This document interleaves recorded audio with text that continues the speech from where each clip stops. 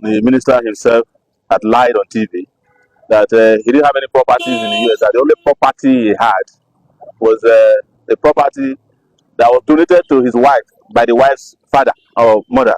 I don't know which work they did or they were doing. But in investigating further, we found out there were 4 properties in the name of the wife that were then donated. Listen to this. They then donated the properties that were millions at $10 per property to their children. So you buy a property for $2 million, you then give it to your children at $10. One of them was given at $100. So that was where they were caught.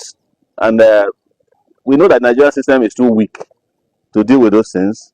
But honestly, the little I know about law, the territorial jurisdiction for that crime is Florida. Yes, yes, it's in Florida, and we have written the Attorney General of Florida to ensure that the investigation commences immediately to unravel how the monies got to the U.S. to buy those properties.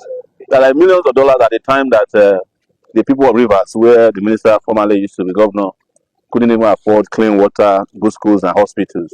So further will get back to us. We also intend on pursuing the Nigerian side of things. We're still working on those things. So, but we want to thank Nigerians in the large numbers who have provided information. This is the first time that we crowdsource on finding information on a crime committed on Nigerian. People were sending information.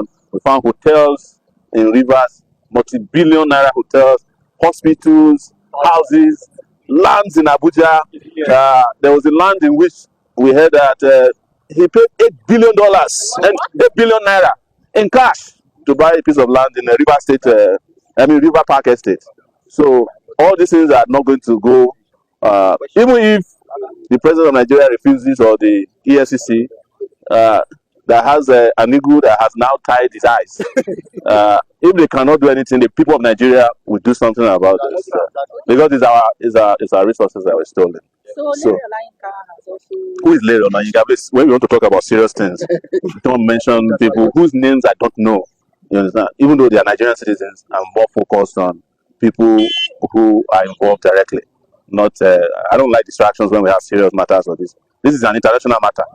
Yeah. Okay, please argue that while you raise awareness about activism and transparency in Nigeria, that it has not really translated into real political structures for your own end, and that if you haven't tested your lead by contesting at lower grassroots, do you think that is sensible enough? I don't understand where the question came from. Do you know what it means to have taken on some of the most dangerous political struggles in the last 35 years? Is that not experience?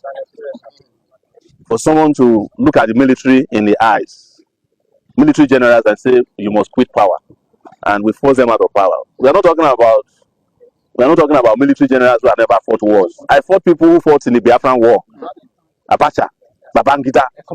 Yes, Ekomo generals. I fought against Buhari in this country until he died. I'm not attributing his death to myself, but I'm just saying that when he was alive and the president of Nigeria, I fought against him. So where is the lower level I need to go again? You know, which level is higher? When you have the big struggles, you say go and do it. So you now ask me to go back to local government. It's like putting a nuclear bomb inside the well. Sorry, are you saying you are contesting? Are you declaring that you're contesting? It's not about. I have always told you that my participation in the political space in Nigeria has nothing to do with election calendars.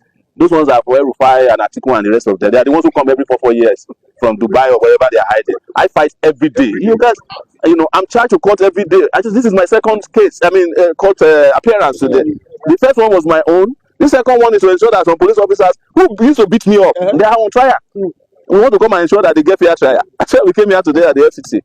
Bernard Igwe, who was the one who was beating people up and shooting people during bad governance, is retired. He's supposed to be Simon Law, who used to charge people and send like almost an entire village to prison or a city on trumped up charges. He's facing charges today, but because we are people of justice, we want to make sure that they get fair hearing. That's why we came here today.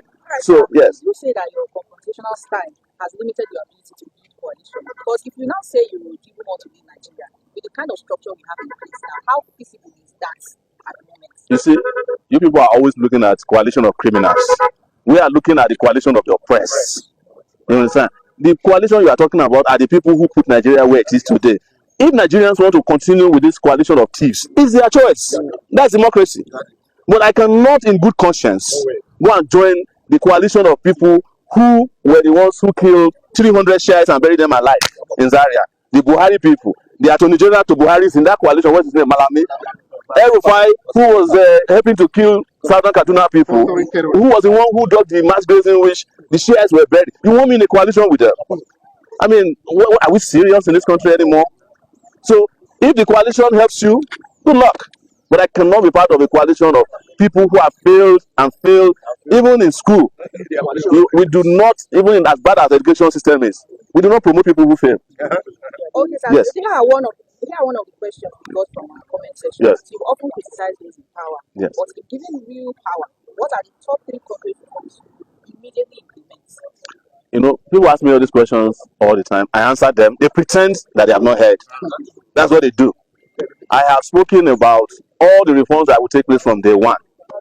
I even have an acronym known as Spicer HIT that will focus on security, power, infrastructure, fight against corruption, and economic revival, restructuring of the country, healthcare. We are going to do something about education, agriculture, technology, and technology. Spicer HIT. And we'll do all of that at once. But just so that they know again, my number one priority will be the power sector. It's because there can never be an industrial revolution in this country. We can't end poverty without turning on electricity. And we know the people who turn them off. They are in your coalition.